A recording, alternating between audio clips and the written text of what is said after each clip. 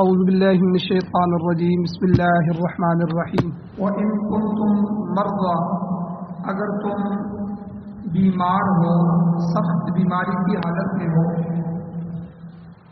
او علی سفر، یا سفر کی حالت میں مسافر، او جاء احد، یا تم میں سے کوئی شخص آئے، منکم تم میں سے، من الغائط، پست مقام سے یعنی بیت الخلاء سے ہو کر آئے، اپنی حاجت پوری کر کے آئے، او لامستم النساء، یا تم نے عورتوں کو چھوا،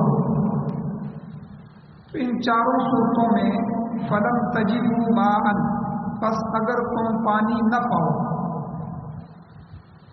تو فتیمموا، تو تم ارادہ کر لو، سعیدا طیبا، پاک زمین کا، یعنی تم تیمم کر لو پاک مٹی کے ساتھ طہارت حاصل کرنے کے لیے۔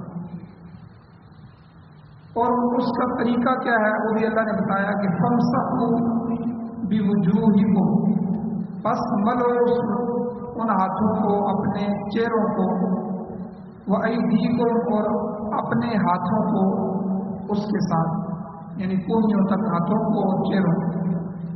ان اللہ کان عفوا غفورا، بے شک اللہ تعالیٰ بہت زیادہ معاف کرنے والا ہے اور بخشش کرنے والا ہے۔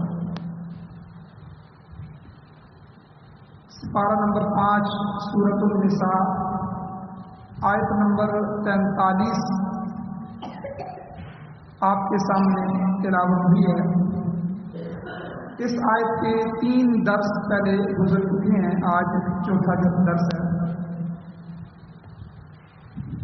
پچھلے درس میں جو باتیں بیان ہوئیں ان کا خلاصہ یہ ہے کہ حضور علیہ السلام نے فرمایا کہ اللہ تعالیٰ نے میری امت پر اور مجھ پر بہت احسان فرمایا، اور اللہ تعالیٰ نے مجھے بہت سی خصوصیات سے نوازا جو پہلی امتوں کو حاصل نہیں۔ ان میں سے ایک حضور علیہ السلام نے فرمایا کہ جعلت لنا تربتھا طہورا، کہ اللہ نے اس زمین کی مٹی کو میرے لیے پاک بنا دیا، طہور بنا دیا، یعنی کسی آدمی کو پانی میسر نہ ہو یا کوئی شخص پانی پر قدرت نہ رکھتا ہو تو پھر مٹی کے ساتھ طہارت حاصل کر لے، یہ طہارت ضروریہ کہلاتی ہے۔ اللہ نے مجھے اس مٹی کو میرے لیے طہارت کا ذریعہ بنا دیا۔ اور دوسری جگہ فرمایا وَأَنزَلْنَا مِنَ السَّمَاءِ مَاءً طَهُورًا، ہم نے آسمان سے اتارا پاکیزہ پانی، پاک پانی جو خود بھی پاک ہے اور دوسری چیزوں کو بھی، جسم کو، کپڑوں کو، برتن وغیرہ وغیرہ کو بھی پاک کر دیتا۔ اور اسی طرح دوسری خصوصیت اللہ تعالیٰ کے نبی نے فرمائی کہ اللہ نے مجھے عطا فرمائی ہے کہ جعلت لی الارض مسجدا، کہ میرے لیے پوری زمین کو مسجد بنا دیا۔ اول تو جماعت کے ساتھ نماز پڑھنی، مسجد میں نماز پڑھنی، یہ ضروری قرار دیا گیا۔ لیکن اگر آدمی کسی سفر میں ہو یا باہر کسی ایسی جگہ ہو جہاں سے اس کے لیے مسجد میں ابھی پہنچنا جو ہے وہ لازمی نہیں ہو سکتا، ممکن نہیں ہو سکتا، جیسے کوئی زمیندار ہے دور دراز اپنی زمینوں پہ کام کر رہے ہیں، اب مسجد قریب نہیں ہے، تو اسی طرح وہ آئیں گے، نماز پڑھیں گے، پھر جائیں گے، ان کا کام کا بھی حرج ہوگا، وقت بھی بہت لگے گا۔ ایسی صورت میں یا اسی طرح کوئی اور صورتیں ہوں، اس کے سفر میں ہوں، تو ایسی صورتوں میں ساری زمین کو اللہ نے سجدہ گاہ بنا، آپ کسی جگہ بھی پاکیزہ پاک زمین پہ مصلی بچھائیں اور کھڑے ہو جائیں، نماز پڑھیں۔ اور یہ پہلے لوگوں کے لیے نہیں تھا، پہلی امتوں کے لیے نہیں تھا، پہلی امتوں کے لیے یہ ضروری تھا کہ چاہے سفر میں ہوں، چاہے جہاں بھی ہوں، مسجد میں ہی جا کے ان کی عبادت ہوتی تھی، مسجد کے علاوہ ان کی عبادت قبول نہیں ہوتی۔ تو یہ بھی حضور علیہ السلام کی خصوصیت ہے۔ تو بہرحال اللہ تعالیٰ نے آیت کے اس حصے میں تیمم کی 4 وجوہات بیان کی۔ 3 وجہ تو پچھلے درس میں بیان ہو چکی تھی۔ پہلی وجہ یہ کہ وَإِن كُنتم مَرْضَىٰ، اگر تم مریض ہو۔ اب عام مرض مراد نہیں ہے، عام بیماری مراد نہیں ہے، زکام، نزلہ یا کوئی ایسی بیماری آدمی کو لگ جائے کہ ڈاکٹر منع کر دیں کہ آپ نے اپنے جسم پر پانی نہیں بہانا، پانی کے قریب نہیں جانا، پانی کی وجہ سے آپ کی بیماری بڑھ جائے گی یا آپ کی جان کو خطرہ ہے. تو یہاں بھی دیکھیں دین نے ہماری صحت کا بھی کتنا خیال کیا ہے اور ہماری جان کا بھی کتنا خیال کیا. آج معاشرے میں لوگ اپنی جان کا اتنا خیال نہیں کرتے، لیکن اللہ تعالیٰ نے ایسے موقع پر بھی یہ نہیں فرمایا کہ پانی کے ساتھ ہی ضروری ہے، بلکہ فرمایا کہ اگر تمہیں پانی نہ مل رہا ہو یا پانی پر قدرت نہ ہو تو قدرت اسی طرح ہے کہ بیماری ہے اور سخت بیماری ہے، ڈاکٹروں نے منع کر دیا ہے، یا بیماری بڑھ جائے گی پانی سے یا ہلاکت کا خطرہ ہے، تو اللہ تعالیٰ نے فرمایا پانی استعمال نہ کرو بلکہ تیمم کرو. تو وضو کا متبادل اللہ نے پیش کیا تیمم. یہ بھی تفصیل سے اس کے مسائل گزر گئے پیچھے. اور دوسری صورت یہ ہے کہ او اعلیٰ سفر ہے، آدمی مسافر ہو سفر میں، اور بعض اوقات سفر میں پانی میسر نہیں آتا، ذخیرہ جو پاس ہوتا ہے وہ ختم ہو جاتا ہے اور میلوں دور تک پانی میسر نہیں ہوتا، تو ایسی صورت میں بھی تیمم کیا جا سکتا ہے. تفصیل گزر گئی. اور تیسری وجہ اللہ تعالیٰ نے بیان فرمائی او جاء احد منکم من الغائط، یا تم میں سے کوئی نچلی جگہ سے پست جگہ سے ہو کر آئے، یعنی کوئی قضاء حاجت پیشاب پخانہ کر کے آئے اور اسے وضو کی ضرورت پڑ جائے، استنجے کی ضرورت پڑ جائے، تو اگر جو ہے اس میں بھی پانی میسر نہیں ہے تو اس میں بھی تیمم کر. اور چوتھی وجہ جو آج کے درس میں بیان کرنی ہے تیمم کی جواز کی، وہ اللہ تعالیٰ نے بیان فرمائی او لامستم النساء، یا تم نے عورتوں کو چھوا.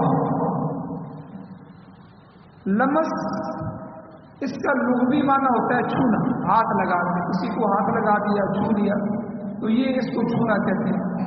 البتہ اس کے جو شرعی اصطلاحی معنی ہے، شریعت نے اس سے کیا مراد لیا، اس میں فقہا کا آپس میں اختلاف ہو. 4 فقہیں ہیں بڑی، فقہا کا آپس میں اختلاف ہوا. حضرت عبداللہ ابن عباس رضی اللہ عنہ، یہ مفسر قرآن تھے، یہ لمس سے مراد جو ہے وہ مباشرت دیتے ہیں، یعنی لمس سے مراد عبداللہ ابن عباس رضی اللہ عنہ فرماتے ہیں کہ یہ صرف چھونا نہیں ہے بلکہ میاں بیوی کا آپس میں ملنا ہے، مباشرت ہے، جماع ہے، صحبت کرنا ہے. اگر ایسا کر لیا تو پھر اس کے لیے یہ چوتھی وجہ بیان ہے. امام اعظم ابو حنیفہ رحمۃ اللہ کا بھی یہی مسلک ہے، انہوں نے اسی کو اختیار فرمایا، لیکن بعض دوسرے فقہاء اکرام اسے لغوی معنی پر محمول کرتے ہیں جو لغت میں آتے ہیں. وہ فرماتے ہیں کہ اگر عورت کو محض ہاتھ بھی لگا دیا تو وضو ٹوٹ جائے گا. امام شافعی رحمۃ اللہ علیہ کا مسلک یہی ہے، وہ اس اولا مستم النساء سے وہ لمس کی مراد دیتے ہیں. وہ کہتے ہیں اس کی مراد چھونا ہی ہے، خالی چھو لیا تو اس چھونے سے بھی وضو ٹوٹ جاتا. مگر عبداللہ ابن عباس رضی اللہ تعالیٰ عنہ کا مسلک کو بھی بیان ہو گیا. ان کے علاوہ عبداللہ ابن مسعود رضی اللہ تعالیٰ عنہ اور حضرت علی رضی اللہ تعالیٰ عنہ وغیرہ وغیرہ، ان کا بھی مسلک جو ہے اس سے مراد مباشرت ہی کا ہے. وہ مباشرت ہی مراد دیتے ہیں کہ جو امام صاحب کا مسلک ہے، جو ہمارا مسلک ہے، کہ جب تک مباشرت نہیں ہوگی تب تک یہ تیمم کی اجازت جو ہے اس مسئلے میں دی جائے. اور البتہ امام مالک رحمۃ اللہ علیہ کا ایک تیسرا مسلک بھی ہے. وہ فرماتے ہیں کہ اگر مرد اور عورت ایک دوسرے کو شہوت کے ساتھ ہاتھ لگائیں گے تو وضو ٹوٹ جائے، اور اگر بلا ارادہ اتفاقاً ہاتھ لگ جائے ویسے چھو لیں تو پھر وضو نہیں ٹوٹے. تو بہرحال ہمارا مسلک اس لیے یہی ہے کہ یہاں سے اولا مستم النساء سے خالی ہاتھ لگانا نہیں مراد بلکہ مباشرت مراد. تو اس میں بھی وہی ہے کہ اگر ایک آدمی میاں بیوی آپس میں ملتے ہیں اور اس صورت میں اگر کسی جگہ پانی نہیں ہے تو وہ پھر کیا کریں گے، غسل تو نہیں کر سکتے، پانی نہیں ہے، تو ایسی صورت میں بھی تیمم کی اجازت دی ہے. اور یہاں میں نے پچھلے درس میں بھی بیان کیا تھا، ہمیں یہ چیز عجیب لگے گی کیونکہ ہمارے علاقوں میں تو بور کے بور ہو رہے ہیں، پانی موجود ہے.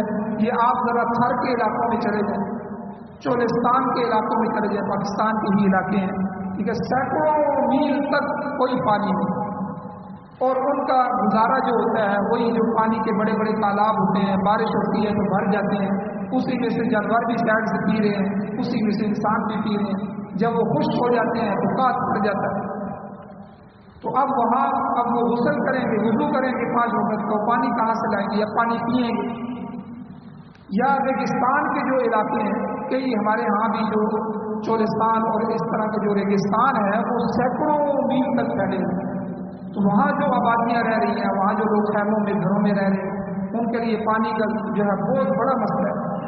1400-1500 फुट नीचे जाके पानी आता है, वो भी कन्फर्म नहीं है, फिर उसको कौन जो है वो खींच के ऊपर लाए। तो इस तरह के मसाइल हमने रखो।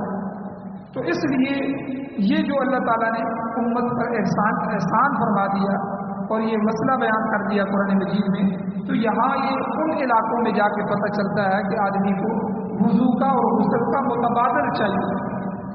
तो इसलिए ये मसला भी ज़हन में याद रखा जाए कि किसी इलाके में अगर बंदे का सफ़र हो जाता है या वहाँ मुसाफिर बन के चला जाता है या मेहमान बन के चला जाता है और वहाँ पानी नहीं है, और अगर वहाँ इहतिलाम हो जाए, गुस्ल की हाजत हो जाए या वज़ू की हाजत हो जाए, अब इतना ज़्यादा पानी वहाँ नहीं है, वो लोग पीने में भी इस तरह होता है। अब ये पिछले दिनों में सैलाब के आने से पहले चोलिस्तान में लोगों के जानवर मर रहे थे कि पानी नहीं।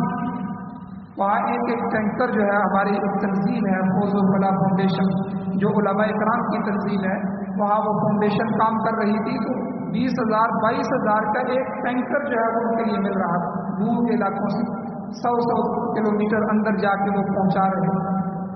तो आप अंदाज़ा लगाएं, ऐसी हालत में जब जानवरों के पीने के लिए ना हो, अपने पीने के लिए ना हो, तो वुज़ू और गुस्ल के लिए कहाँ से हो? तो इसलिए जब आदमी ऐसे इलाके में सफ़र करे या अपने इलाके में भी हो और पानी नीचे चला जाए, किसी वक्त कुछ भी हो सकता है, ज़मीन का पानी वैसे भी नीचे जा रहा है क्योंकि इसका बोर बहुत ज़्यादा हो रहे हैं और हर बंदा जो है वो ट्यूबवेल लगा रहा है, और इसके और भी बहुत सी वजूहात हैं कि अभी ज़मीनों के जो पानी है वो नीचे जा रहे हैं।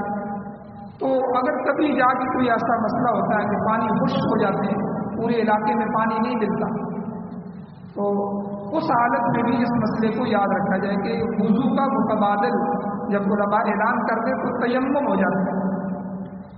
अब इन 4 सूरतों को अल्लाह ताला ने बयान फरमा दिया कि कोई बीमार हो या सफ़र में हो या क़ज़ाए हाजत के बाद आया हो या औरत को छुआ हो, मुबाशरत की हो, इसके बाद अगर फलम तजिदू माअन, तुम पानी न पाओ, यानी फौरी तौर पर पानी मुयस्सर नहीं है या तुम उस पर कादिर नहीं हो, तो फतयम्मम, तुम तयम्मम कर लो, सईदन तय्यिबन, पाकीज़ा मिट्टी का कसद करो, पाकीज़ा पाक मिट्टी से तयम्मम करो। अब तयम्मुम किसे कहते हैं? तयम्मुम का लुग़वी माना है कसद करना, इरादा करना किसी चीज़ का। याद रखेंगे जितनी भी हमारी शरई इस्तिलाहें हैं, इन इस्तिलाहों के 2 माने, एक तो लुग़वी माना कहते हैं इस ज़ुबान में, अरबी ज़ुबान में इसका क्या माना है। एक होता है इस्तिलाही माना कि शरीयत इसका क्या माना मुराद है। जैसे ज़कात है, ज़कात का माना है पाक करना। अब कपड़े को पाक करने को तो ज़कात नहीं कहते, ये तो इसका अरबी में माना है तज़किया, पाक करना, ज़कात जो है। लेकिन शरीयत इसका माना ये देती है कि माल को साल गुजरने के बाद उसमें से जो हक अल्लाह का बनता है वो निकाल को माल को पाक किया। तो ये फिर इसी तरह हज का माना भी इरादा करना है, किसी जगह नीयत करके जाना है। अब हर जगह जाने को तो हज नहीं कहते, शरीयत की इस्तिलाह में हज का माना बदल जाता है। इसलिए 2 इस्तिलाहें होती हैं, लुगत में इसका क्या माना है और शरीयत में इसका क्या माना मुराद है। तो लुग़वी माना इसका ये है तयम्मुम का कसद करना, इरादा करना। मुराद ये है कि कसद सईरी लित्ततहीरी, यानी पाक मिट्टी से तहारत हासिल करने का इरादा करना। और इसका तरीका क्या है, यहाँ अब जो है तयम्मुम का तरीका बताया जा रहा है आगे इसी आयत में। अल्लाह ताला कहते हैं कि फमसहू बिवुजूहिकुम, बस मल लो अपने चेहरों को, वअयदीकुम, और अपने हाथों को इस मिट्टी के साथ, यानी मिट्टी पर हाथ मार के इसे अपने चेहरों और हाथों पर मल लो, ये तयम्मुम हो जाए। यानी 2 चीज़ें हैं बस याद रखें कि आपने मिट्टी है, मिट्टी के ऊपर इस तरह दोनों हाथ मारे, उसको झाड़ लें।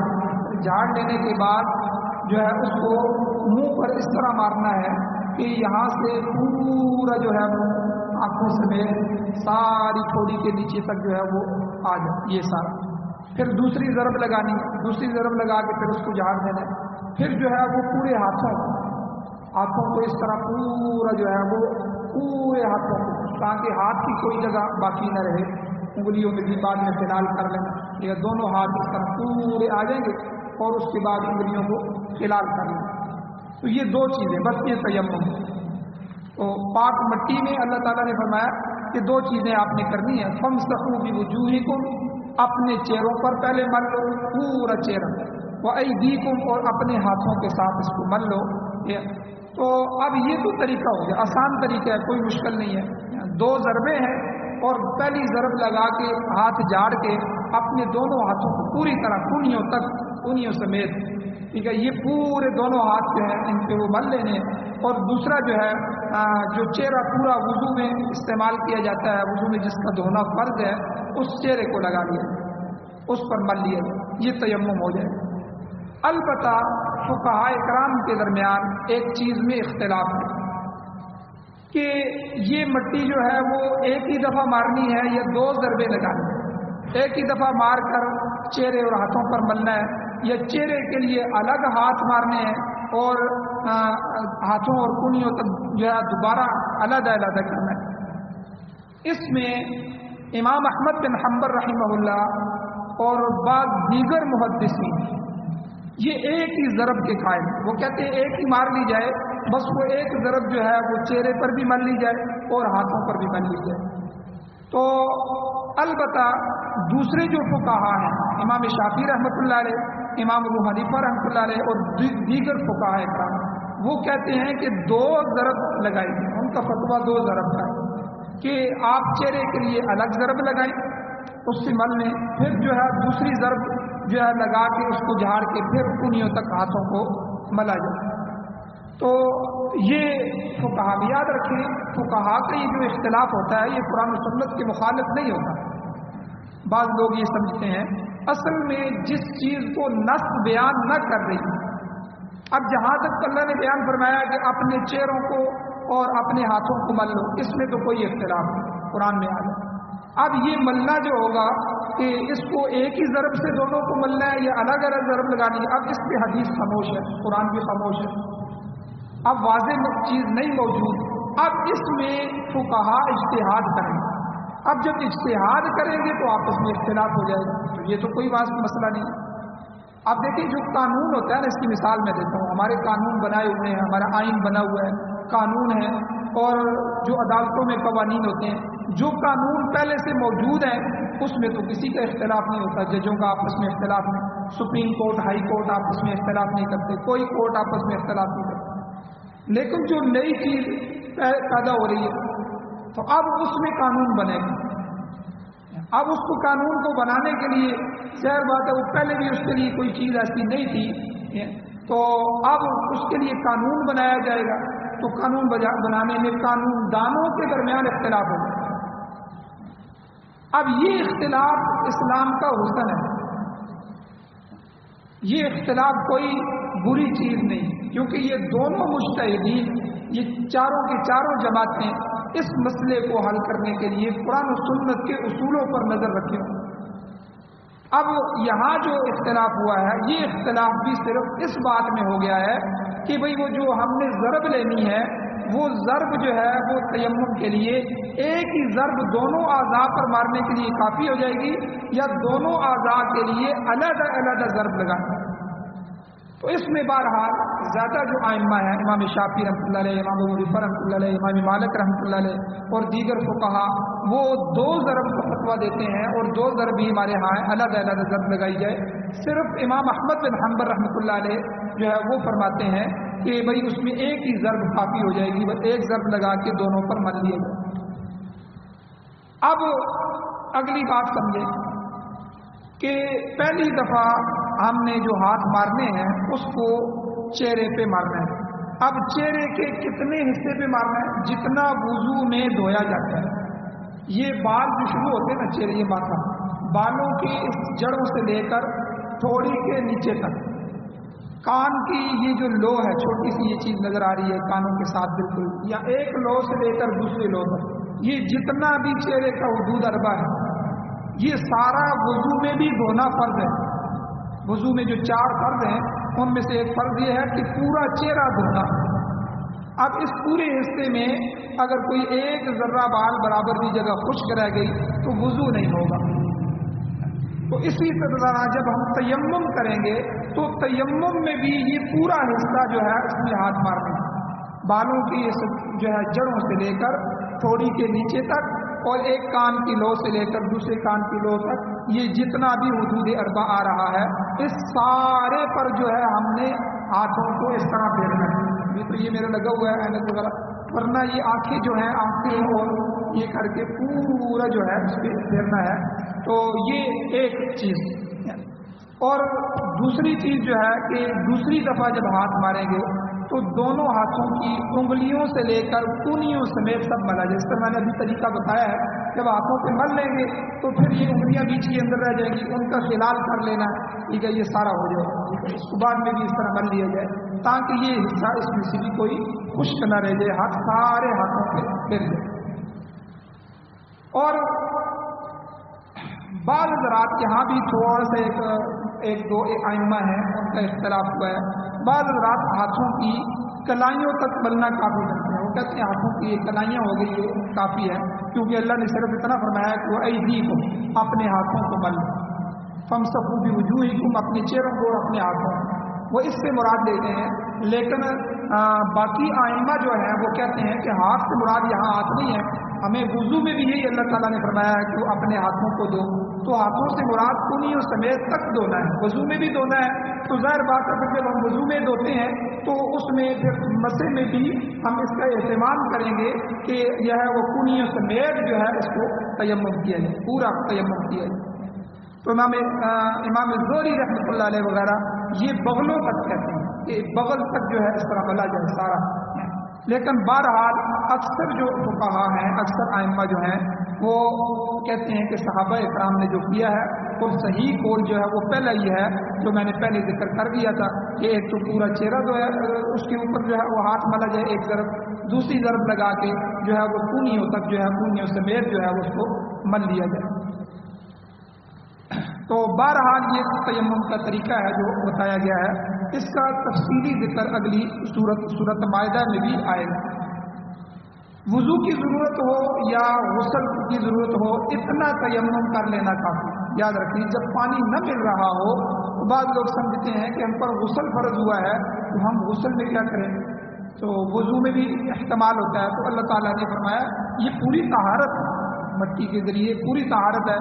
تو اس میں ایک واقعہ بھی حدیث میں آتا ہے کہ حضرت عمار رضی اللہ تعالیٰ عنہ کو تیمم کا طریقہ نہیں آتا تھا. احکام کو اتر گئے تو آیتیں تو انہوں نے پڑھ لی، تو اب انہیں غسل کی ضرورت پڑ گئی.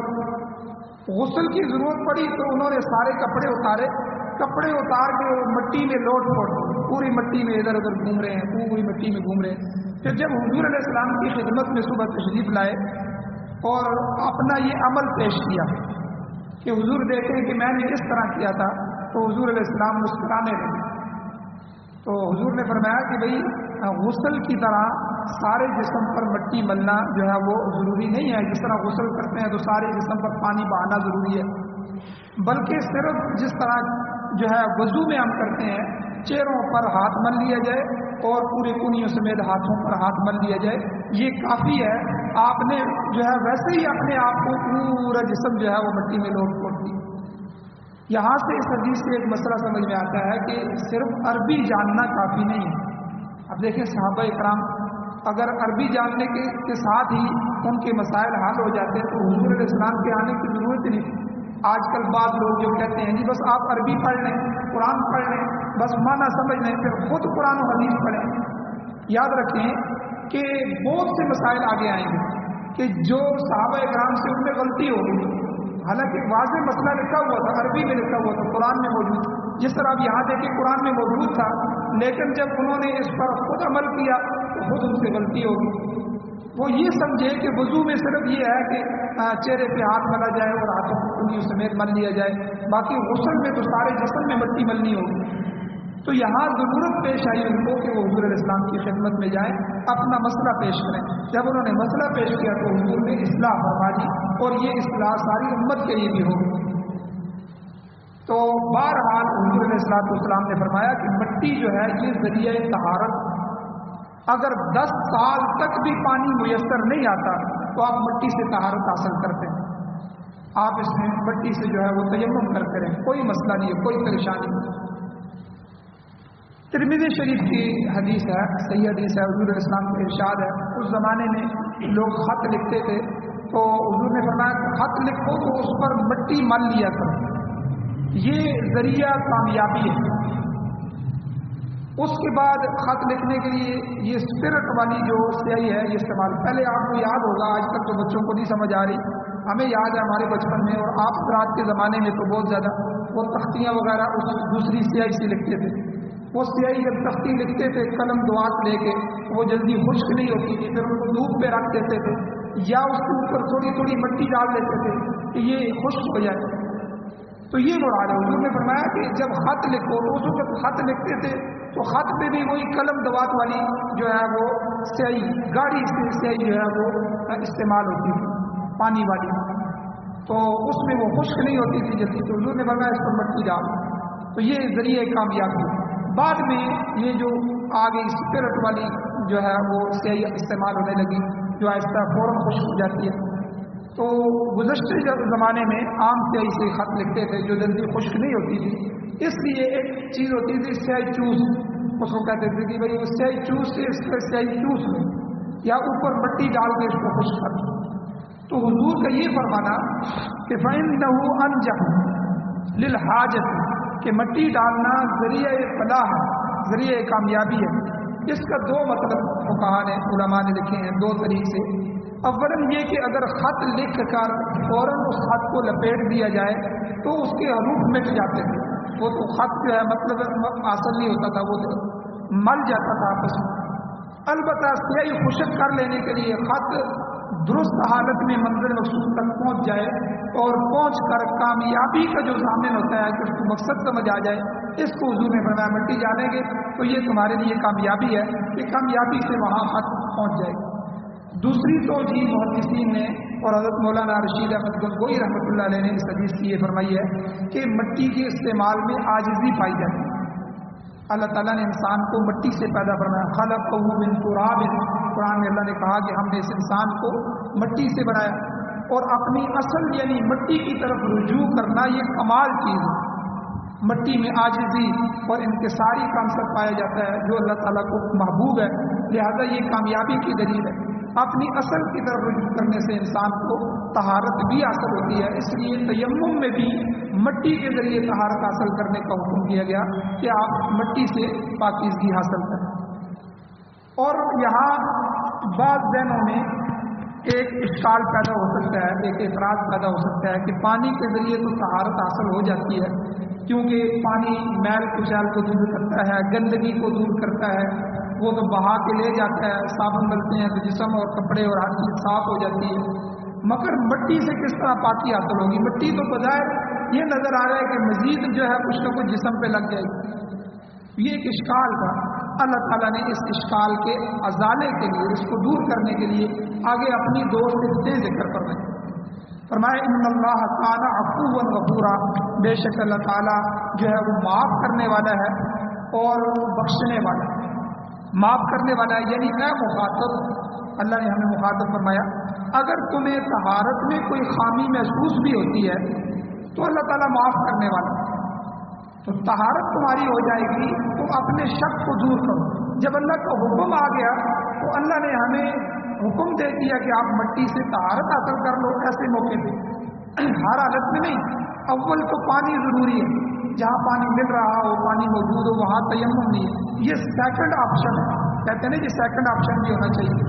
یہ متبادل ہے کہ جب پانی نہیں مل رہا یا پانی پر قدرت نہیں ہے یا جن علاقوں میں پانی موجود نہیں ہے یا پانی پینے کے لیے بھی خرید کر پینا پڑتا ہے، ایسی قسم کے مسائل ہیں یا بیماری ایسی ہے کہ وہ پانی استعمال نہیں کر سکتا، منع کر دیا گیا ہے، یا جان کو اس کے لیے خطرہ ہے، یا پانی پر دشمن کا قبضہ ہے، وہ اس طرف جا نہیں سکتے پانی والے علاقے کی طرف، یہ تمام صورتیں جس حالت میں وہ پانی کو پا نہیں سکتا یا پانی پر قدرت نہیں ہے، تو ان صورتوں میں پانی کا متبادل تیمم ہے، یہ سیکنڈ آپشن ہے۔